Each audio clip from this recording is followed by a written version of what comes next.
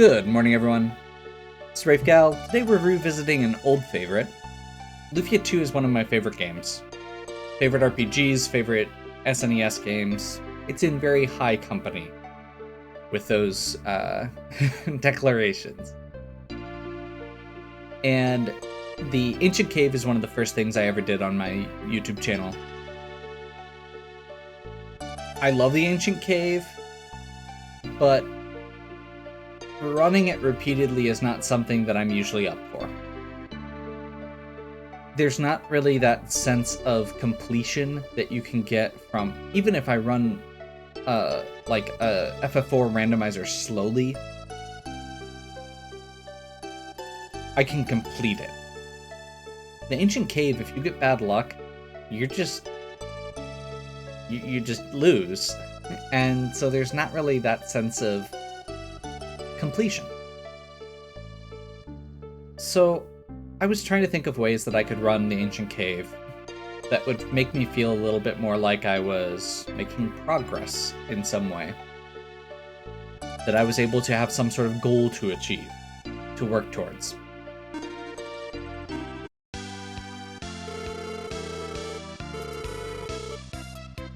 So instead of just trying to complete the cave, we're going to try and get all the iris items. For those of you who don't know, the Ancient Cave is a 99-floor randomly generated dungeon. The monsters and the items that appear throughout it are consistent. So whatever monsters that whatever floor you're on determines what monsters you can find. It determines what items you can find. There's some glitches to it, but overall, there's a pretty consistent process. It's predictable in that way. Our goal is going to be to find one of the, I believe it's 10 iris items. They have no function except as collectibles. But they're one of the only things that comes out of the cave with you if you leave. So, instead of trying to get all the way down to the bottom, our goal is going to be to try and get to a Providence and an iris item each run. Providence appears between floor 21 can technically start appearing around floor 20 and usually appears before floor 30. So pretty quick. The iris items can appear anywhere, and they become increasingly rare as you go. So my thought is, early on, we're likely to find an iris item early, because there's a higher percentage of finding one. As we go, it's going to get harder and harder, the runs are going to get longer, we're going to have to go deeper in, and hopefully I'll have lost some of my rust by that point. We will also, over the course of that, be finding blue chests, which are the other items that you get to take out with you. Because when you enter the cave, you become level 1 with no equipment, no spells, no nothing.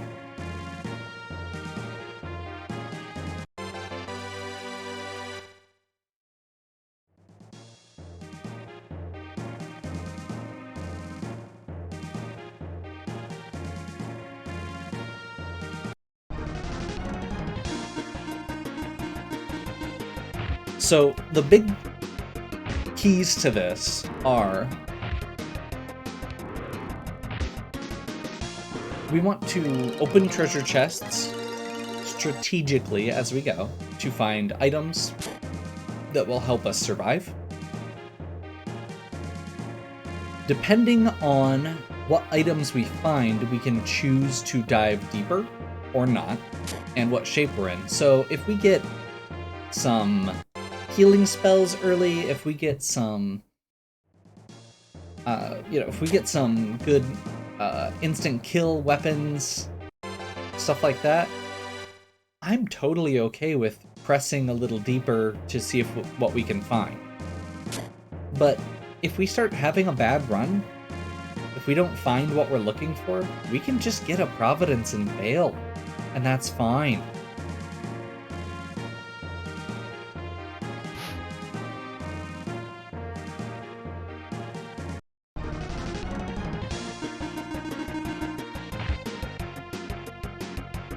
The big thing as far as strategy for this, in addition to being able to open those treasure chests, is going to be carefully navigating the enemies. The enemies appear on the map, and each type of enemy moves slightly differently. So, in the course of this, we get to explore, we get to figure out what we can do, but we don't want to fight every single enemy, because we don't need to fight every single enemy. It's slow and painful, and it uses your resources. Every time you get hit, if you don't have good healing magic, and by good I mean efficient in most cases, the best healing magic isn't that good, because it means that you can't use it frequently, especially at low levels. It uses a lot of your MP, and you don't restore MP easily.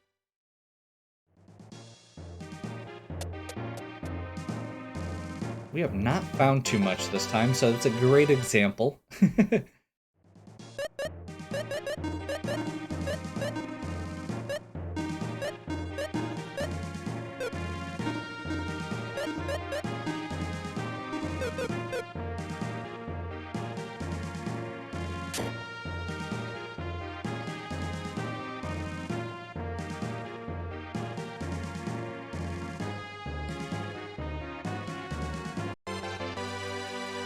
Okay.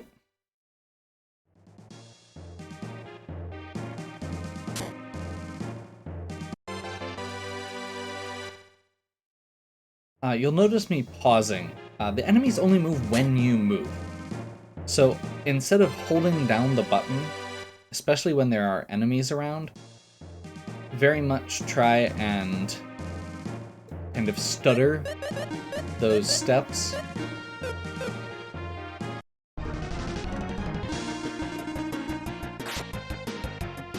There we go. This is going to be a pretty easy fight to win, so we're okay.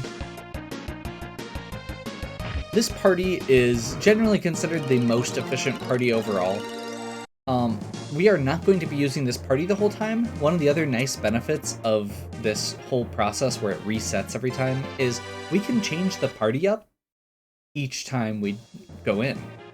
And for the most part, we're going to be using this party just because, or at least chunks of this party, because it is generally considered the best party, and it is the most likely to get a jelly kill. It is not, however, always the most survivable party just throughout the dungeon itself.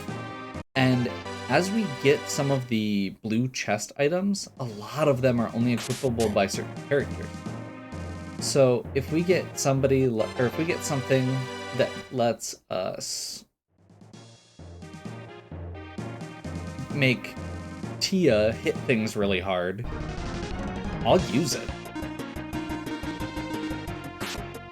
That means Lexus is probably pretty unlikely to be used. Lexus is specifically only usable in that specifically only. He doesn't get any unique blue chest items for him. So there's not really a lot of incentive to use him.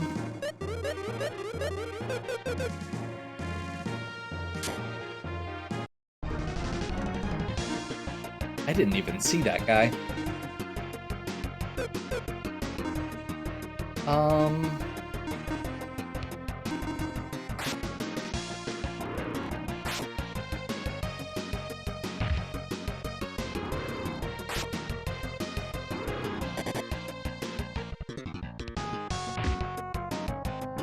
You know, I'm really glad I brought Sully already. One thing I didn't mention is the capsule monster. So there are 8 elemental capsule monsters, 7 elemental capsule monsters.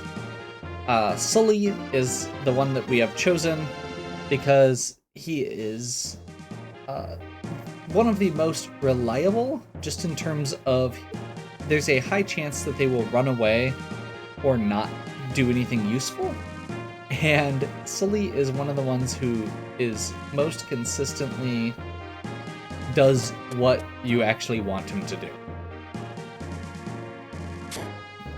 He is not the best at getting to the, or at actually dealing with the high end of the game, but he's very good at,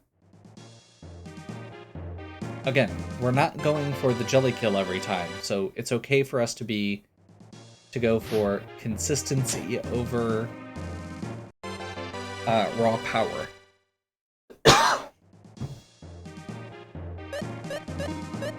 don't think Artie can equip that, but Maxim can. That is our first deadly weapon.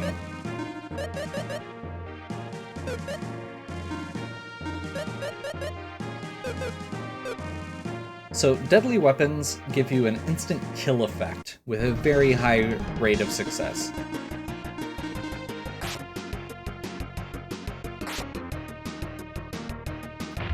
He said as it missed.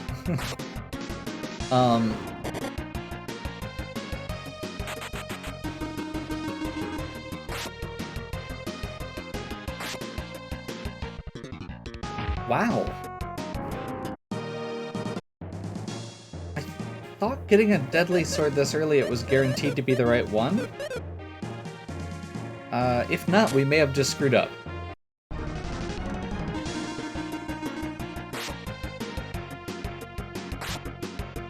No, it is. Okay, good.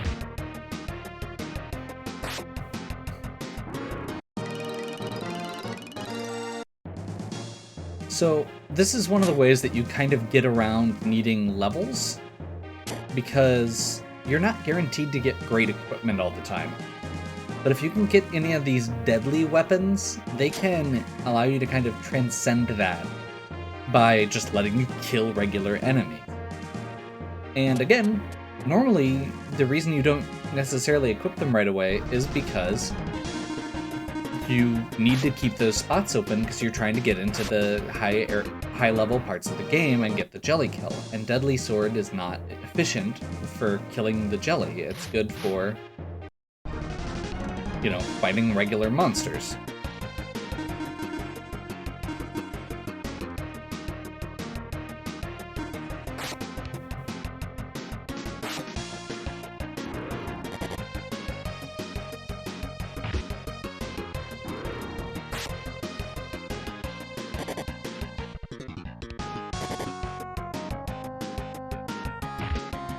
Perfect.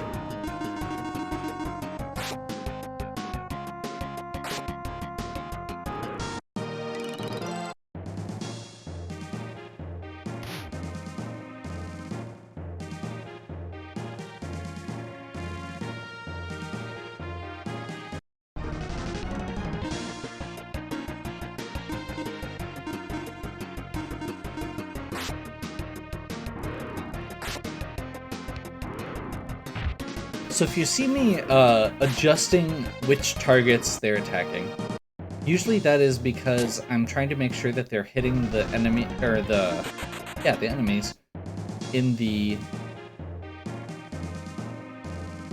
front row first. So our characters are in 2 rows, and it's technically 4 rows. The penalties for it being in, basically the order gives defense bonuses to the characters in the back, but they deal less damage with physical attacks. That is not worth it.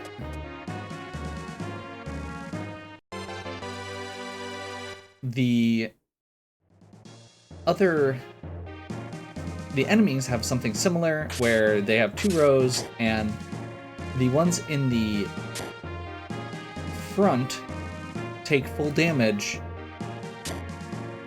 or the ones in the back take less damage until you remove the ones in the front. So it kind of forces them to move up. So that's actually one of the things that we're trying to do, is focus on the enemies in the front first, so that it kind of bumps the other ones forward. So I try and put my faster characters, like Maxim and Artie, attacking those guys. Because of the deadly, I can have Maxim attack into the back row without an issue. That doesn't look like it's going to be worth it. Again.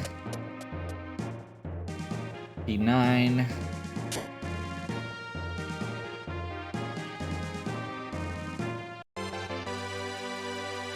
Longsword.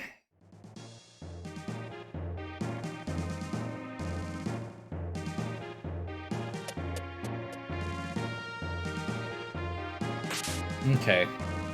So the single-digit floors are the only place where you can find a lot of stuff. Namely, armor items, like hats and rings. So the fire and muscle rings we found are actually pretty rare drops, and we won't be able to get stuff like that going forward.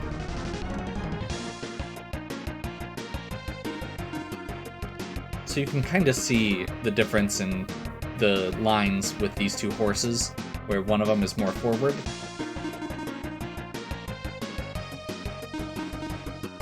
So we're having all the other characters focus on that one, so that the front line gets eliminated before they start attacking the back line.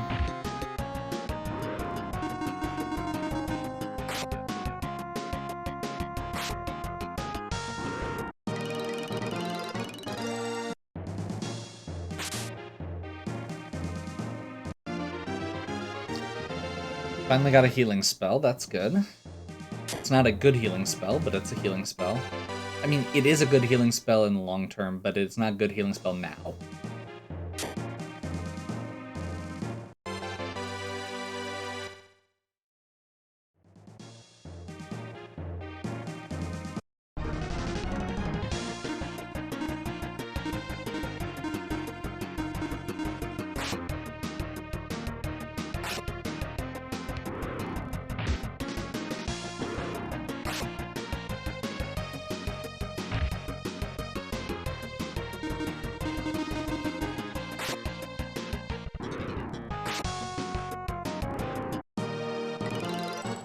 Ooh, long knife. That's a good drop. That was me walking right into an enemy.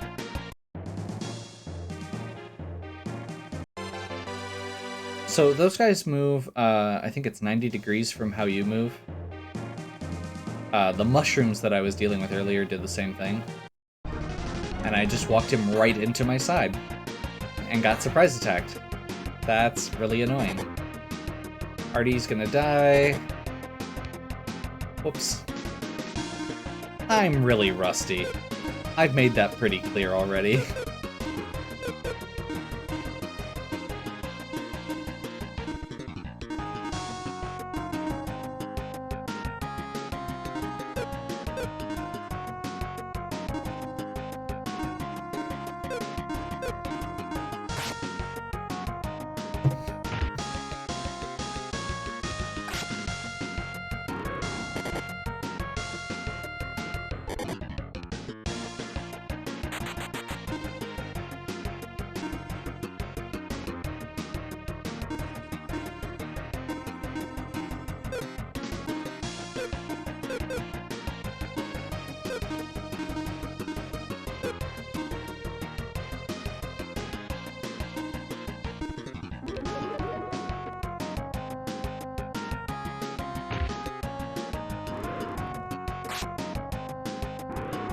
Awesome. I was a little bit worried there that I was gonna have start having my XP thrown off.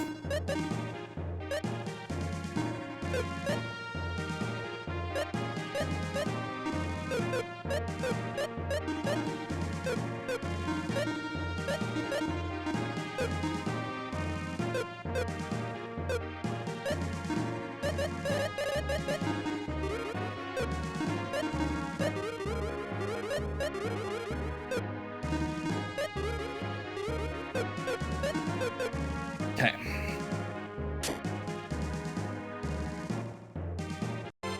So yeah, if you run into an enemy from behind or from the side, you have a chance at a back attack. If they run into you, they have a chance at a back attack on you. And that is problematic in several ways.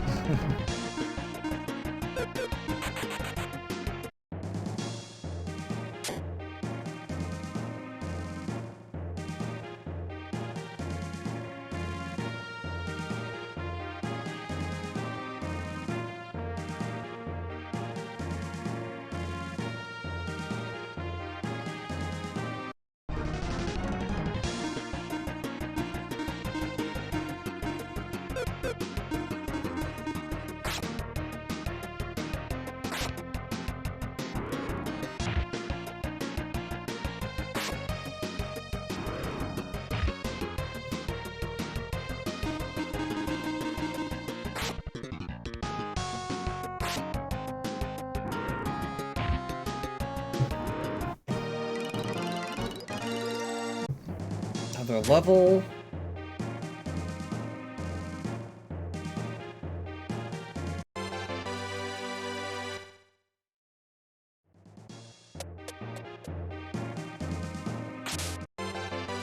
Confuse ball.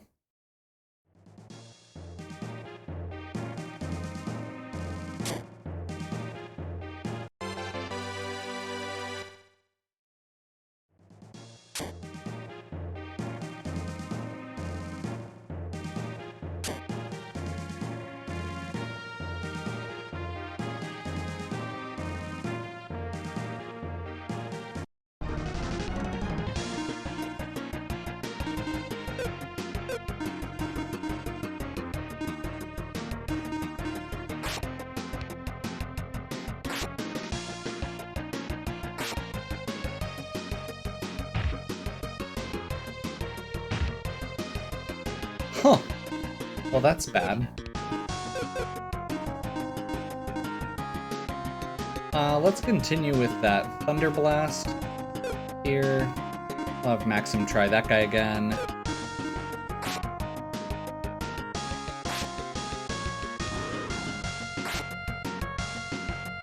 Doing something besides physical damage should help get through this guy faster.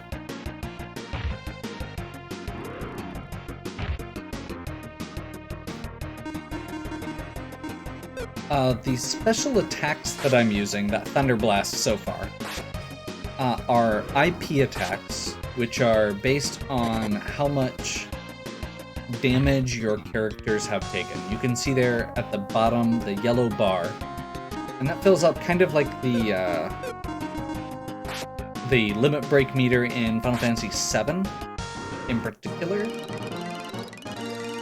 So the more damage you take, the more it fills up. Ooh, cores. I was just thinking we should be getting close to where you can find cores. So cores are a rare enemy if they stick around.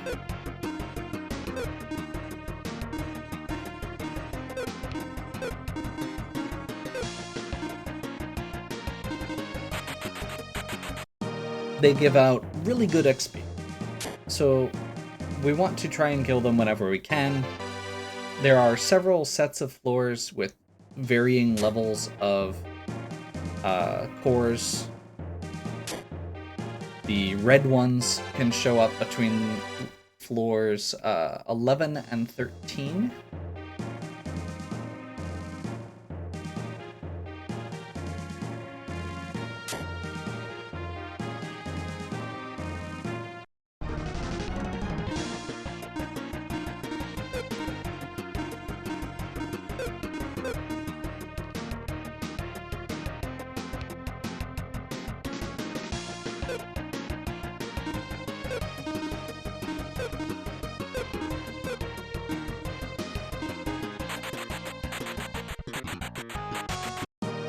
All of them escaped. That's unfortunate. It's the only other chance we're gonna get for these guys. We have fought enough enemies that I'm less worried about it than I would normally be. When you're trying to go quickly through this dungeon, the cores are how you level up. because killing the cores is enough to get you the XP you need to just get through.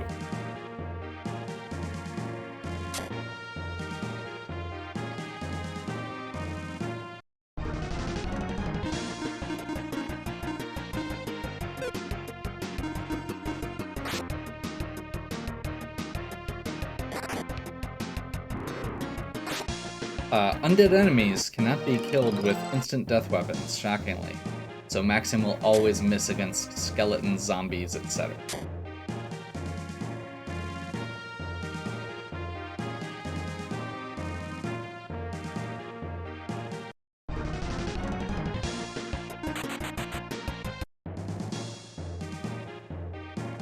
By the way, the escape rate is based on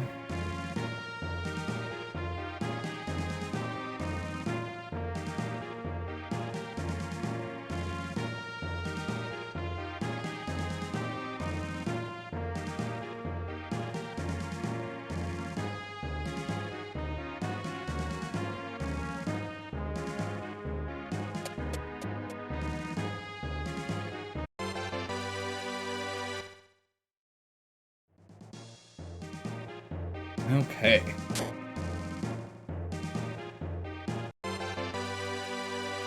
So, no blue chests so far. And no, iris items.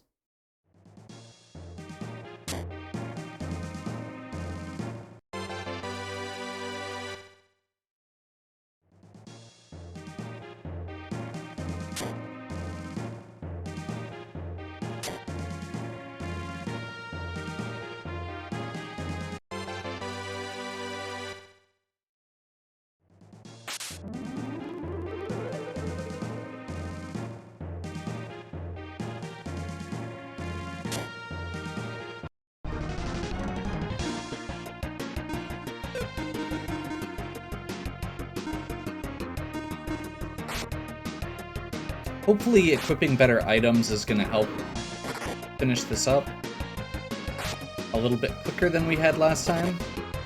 Definitely did.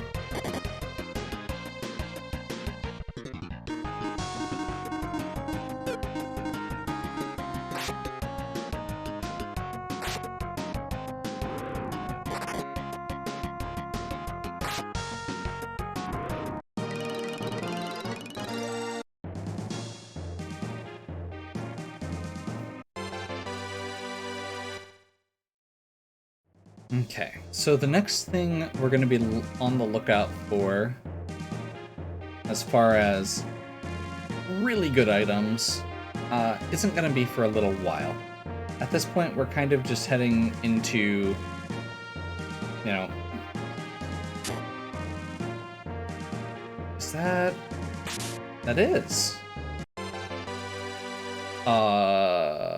Okay. That's a really good one, too.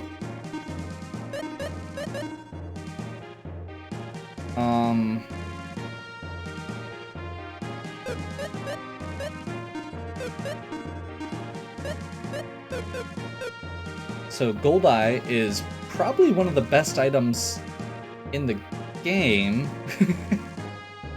It is not...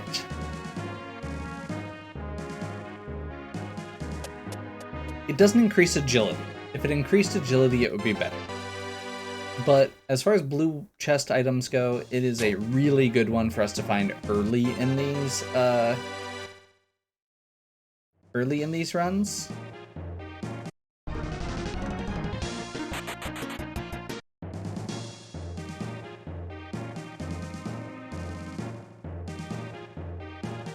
Ideally, we don't want to fight that little white orb, which are Wispies, will-o'-the-wisps.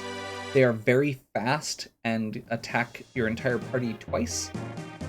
So that can be very draining on your resources and dangerous.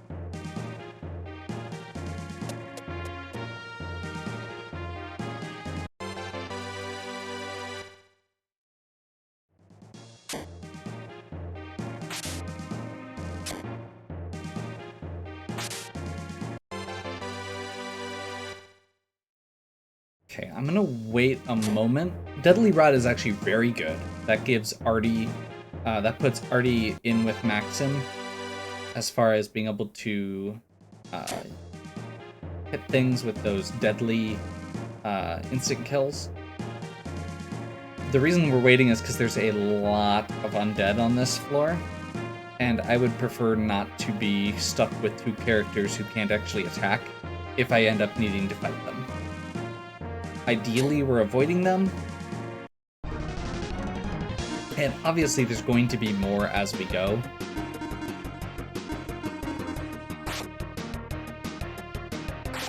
But this floor in particular has a lot, so it feels like it's a good choice not to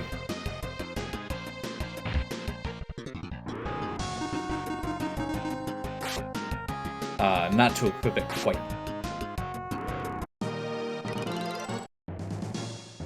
Now we do have the Fry spell for Artie, which does give him pretty good way to deal with it. Enemies, but again, MP is a precious resource, and until we get more MP, I'm not going to worry about that.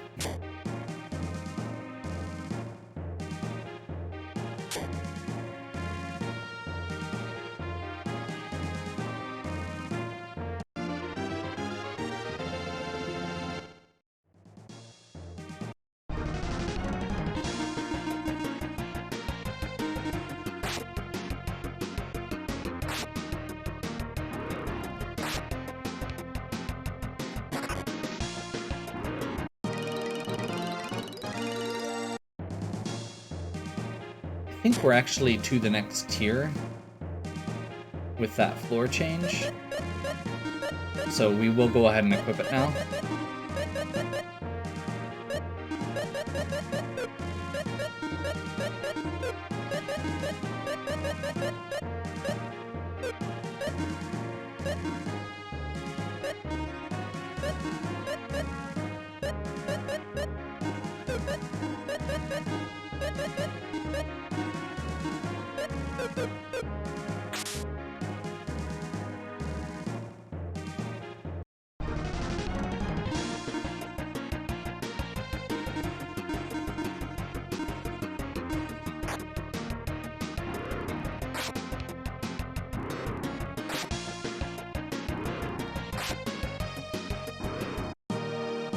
There we go.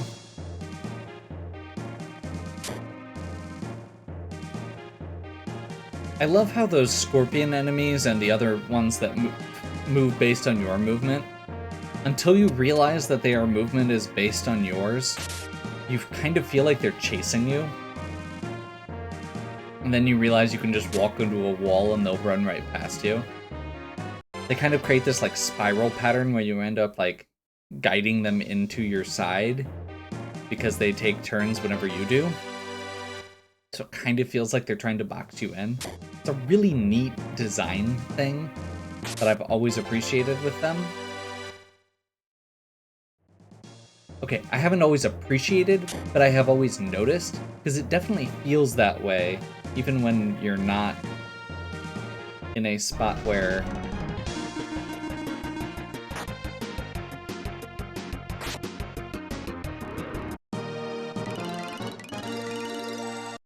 yeah, it definitely feels that way, even if it's not something that you're appreciating.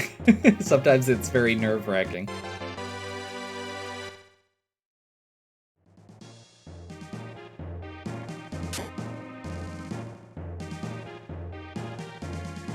Those guys are nasty, so we're gonna go the other way first. And Crazy Blade, I want to make sure we don't accidentally use that. That is another cursed weapon, but it is not the same type of cursed weapon. It does not have that instant kill property.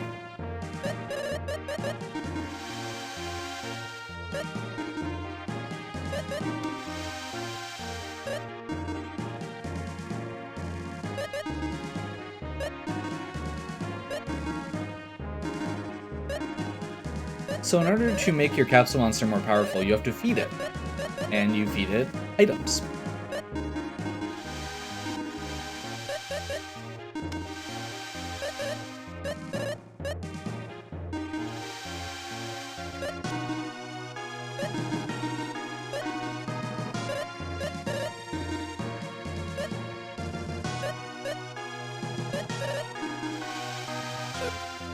We don't have enough yet to actually get it up to where it needs to be, but feeding it does clear out your inventory, which makes scrolling through items faster, but also make sure that you don't go through and click strongest and accidentally equip the Crazy Blade on Decker, because you cannot remove cursed items without a special item called the Curse Breaker. So when I was talking earlier about not wanting to equip them, that's why. It's because you don't actually... Once you've done that, you're committed.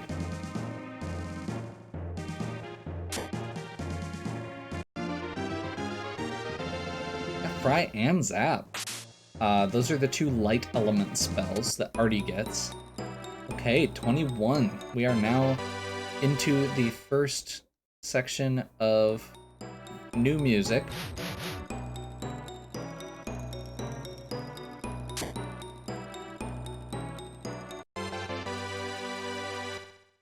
And there are some kind of scary enemies around here, but nothing too bad. That's Spark Staff, okay. We don't have anybody who can equip that right now, but as long as we get out, that's looking good. That is going to be a very good reason to bring Tia or Selen along. These guys are ones that I always feel like are nastier than they probably are.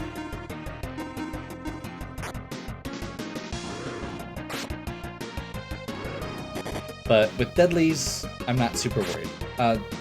They hit relatively hard, and they have a chance to use Sandstorm, which hits your entire party. Anything that hits your whole party can be scary.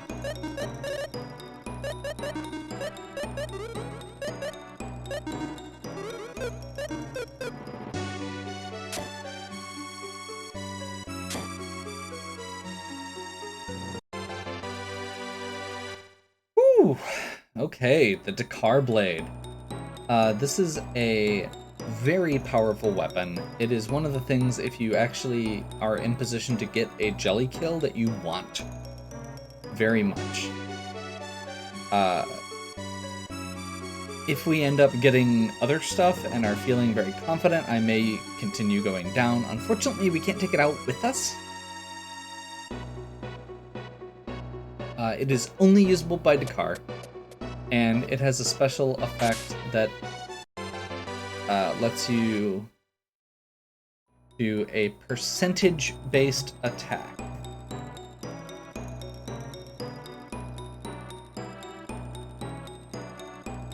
That instantly takes half of the opponent's health off. So, as I've said, the goal is to kill the jelly on the 100th floor. And the trick is, with that boss, you only get 3 rounds to fight it. It is a race. It is not a traditional battle. It does not attack you, so defense doesn't matter. It is all about how much damage you can deal in that time.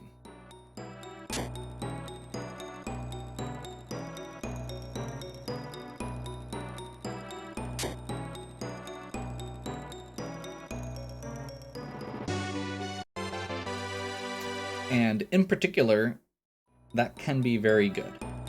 To be able to... So when you're fighting something with 10,000 hit points, and you can do 5,000 damage in one hit, that's good.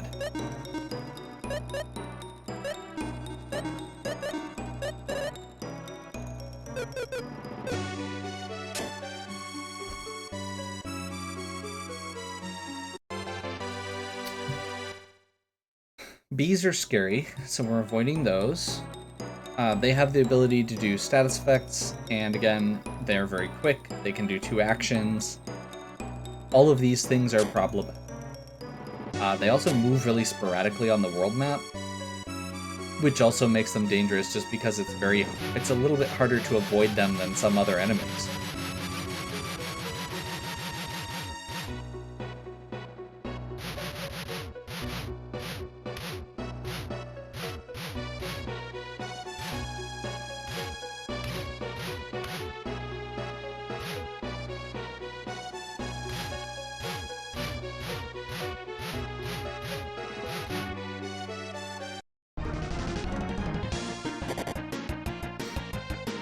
Okay, let's see if this works. Okay.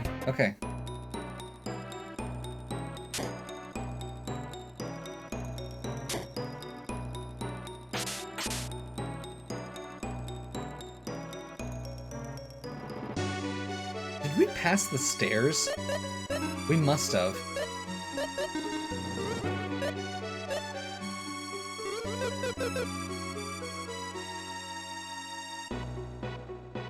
Or I just didn't notice them yet.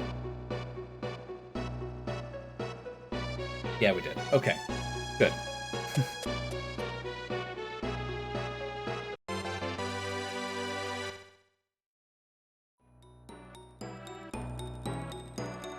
So yeah, bees have the chance to use an attack that paralyzes your whole party.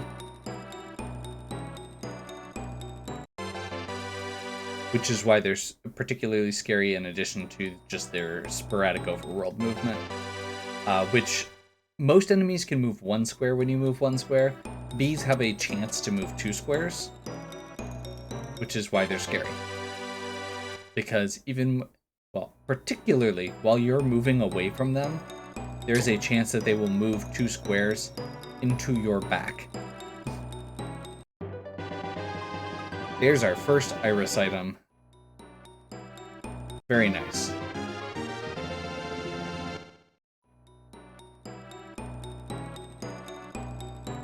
So at this point, honestly... Oh, that's... cruel.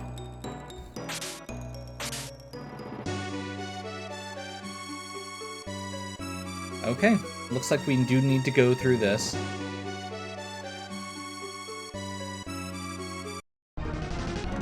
So I think these guys are less awful than the other options.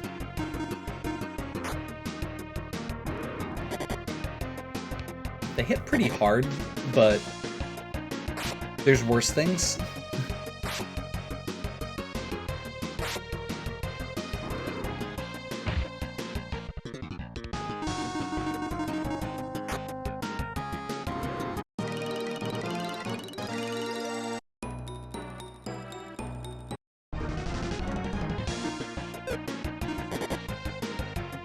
These guys are slightly annoying, but usually avoidable. And I totally messed up.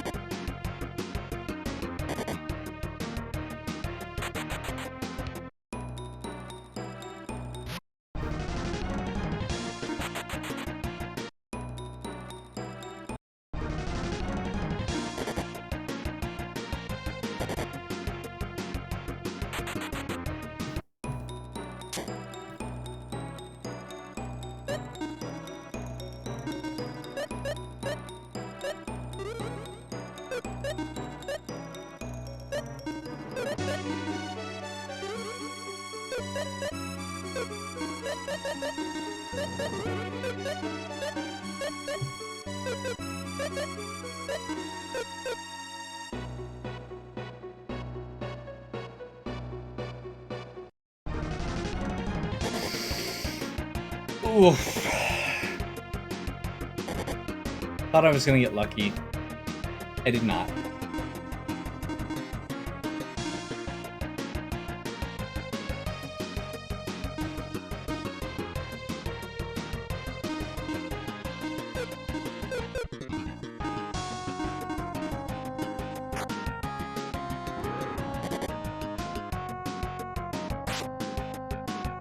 These guys aren't that bad, they're just annoying, and that was overkill, but it looks cool.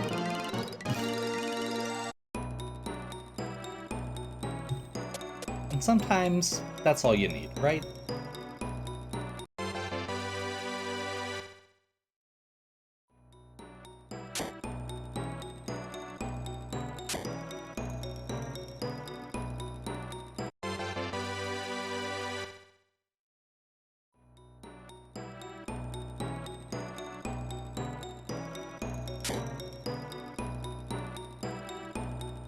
These samurai enemies are really obnoxious, and those pink-robed guys are one of the first teleporting enemies we're running into.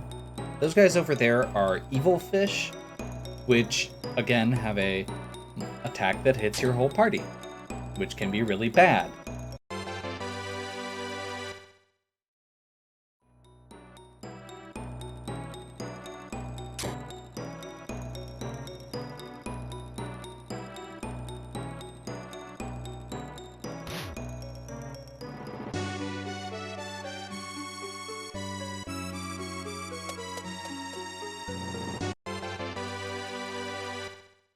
Okay.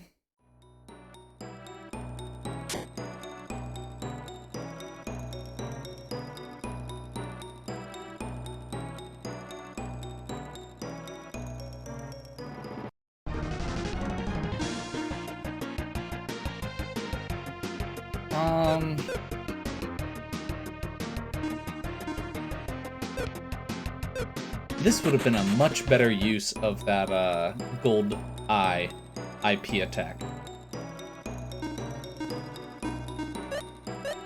Because those Ochi warriors are actually immune to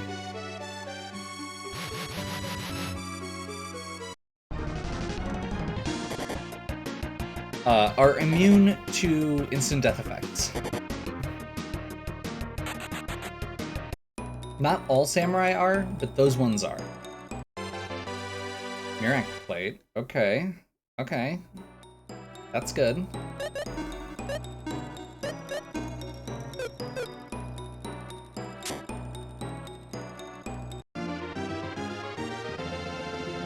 Stronger.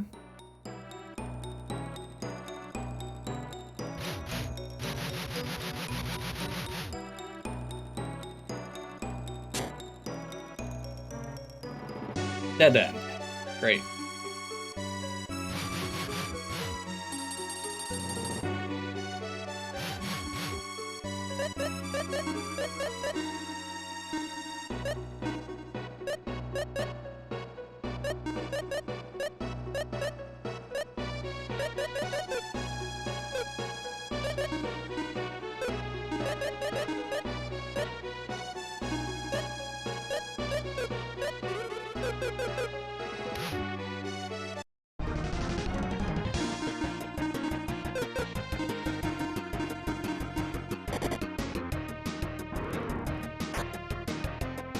That's the kind of stuff I was talking about.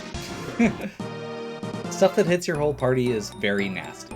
It is scary in terms of just how much damage it throws out, but it's also just scary because every time you fight something that opens with that, even if it doesn't kill you, you are immediately in range of other effects. You have to heal. And that takes, so it's not just that it takes HP, it's that it's costing you 8 MP for that stronger spell. Every time. Okay, that is not a blue chest, that is a blue mimic. You can tell because the shine on it is slightly different.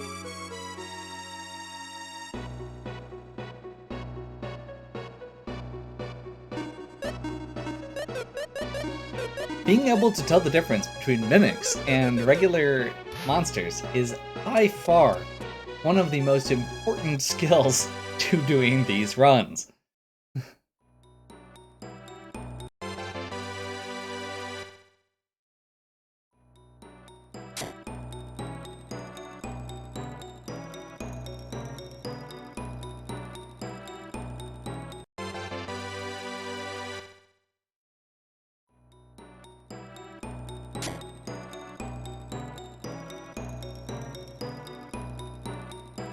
Luckily, the blue mimics don't actually chase after you, but they can block doorways. So there are, unless you end up in a very narrow hallway and with them, you're probably okay. The biggest problem with blue mimics in particular is that they are very overpowered for the floors they're on. So we definitely don't want to fight them if we don't have to.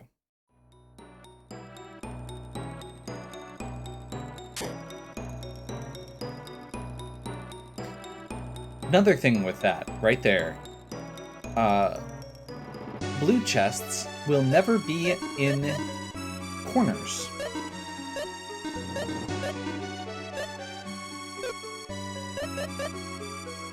Now you know.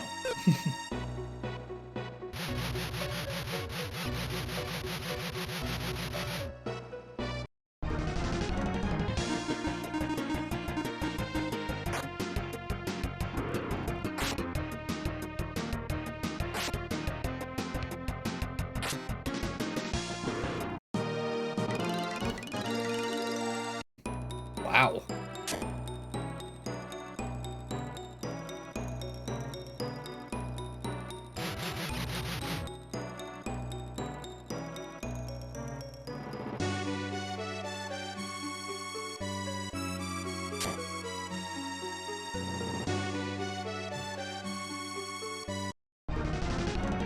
Wrong way. If I'd just gone down, I would have been fine.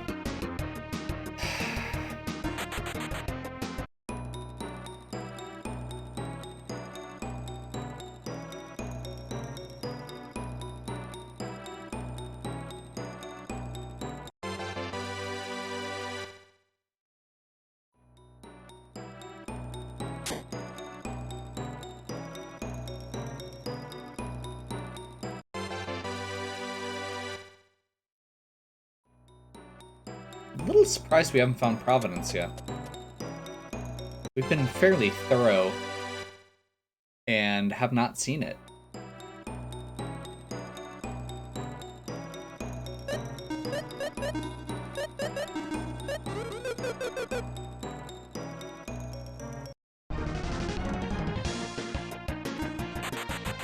That is not what I wanted to do. Luckily, they all ran anyway, so I feel less bad about my mistake.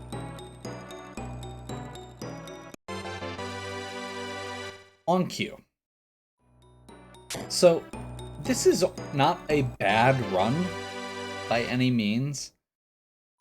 We've got a Decker Blade, we're doing okay on resources, we've got stronger, so I feel a little bad about it, but this is my first one, and honestly, I kind of want to try going back in with different characters. I want to be able to mess around with it and I guess learn as I go. Relearn in a lot of cases.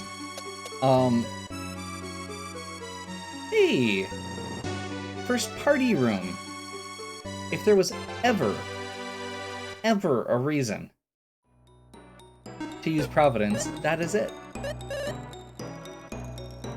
So yeah, we got 3 items. We're gonna go ahead and Providence out.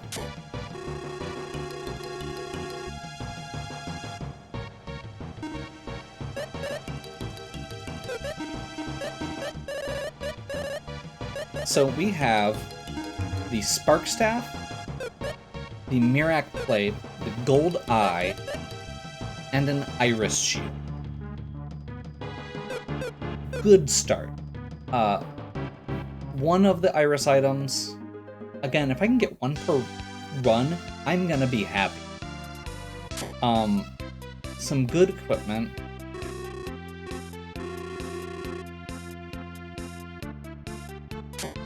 And I'm gonna real quick save. And next time... Oh, that's right, you can't save there. Church.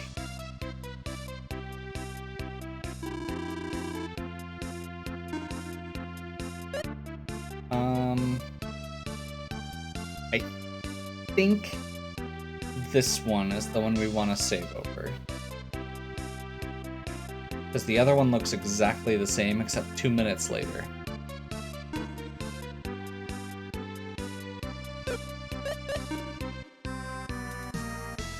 Oh! I think this is before and after the point of no return on my save file. You know what? Let's just save over this one. And it doesn't matter that much. I've played this game many, many times. I can replay a file if I decide I want to. Okay. So, we've got our save file. We are good to go. We've got one of the Iris treasures down. Hopefully you enjoy this. If you do, please give me a like and subscribe. Check out the other content on my channel. If you have any questions or suggestions, please leave them in the comments. And as always, have a good one. We'll catch you next time.